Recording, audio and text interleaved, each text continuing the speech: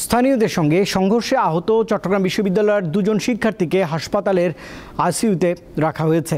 বিশ্ববিদ্যালয় ও আশপাশের এলাকায় 144 ধারা বহাল রেখেছে প্রশাসন। আগামীকাল ডাকা হয়েছে সিন্ডিকেটের সভা।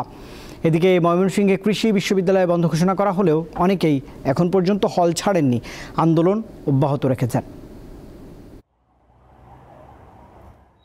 চট্টগ্রাম বিশ্ববিদ্যালয়ের শিক্ষার্থী ও স্থানীয়দের মধ্যে সংঘর্ষে আহতদের মধ্যে চট্টগ্রামের পার্ক ভিউ হাসপাতালের আইসিইউতে 2 জন এবং ঢাকায় উন্নত চিকিৎসার জন্য 1 জনকে পাঠানো হয়েছে। বাকিরা চট্টগ্রাম মেডিকেল কলেজ হাসপাতাল ও চট্টগ্রাম বিশ্ববিদ্যালয়ের মেডিকেল সেন্টারে চিকিৎসাধীন আছেন।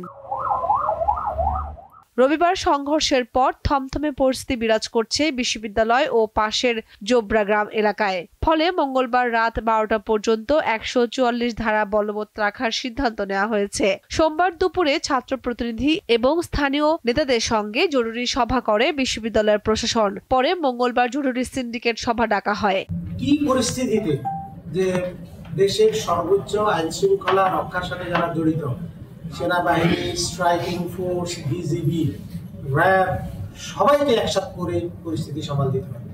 আপনারা বিশ্ববিদ্যালয়ে শুধু সাধারণ গ্রামের সাধারণ মানুষের মধ্যে এটা সীমাবদ্ধ থাকলে পরিস্থিতি এরকম হতে পারে। আমরা আইনগত ব্যবস্থা নেব, এতটুকু আমরা বলি।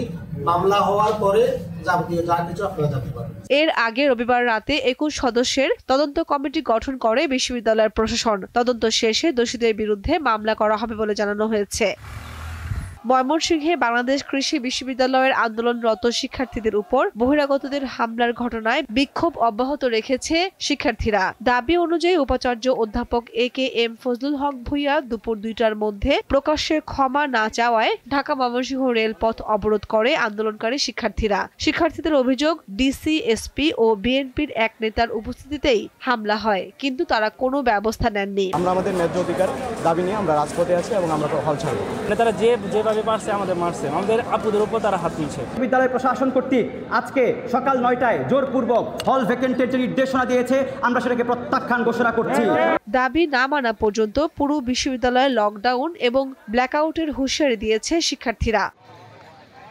কামরুন নাহার, দীপ্ত, বার্তা কক্ষ।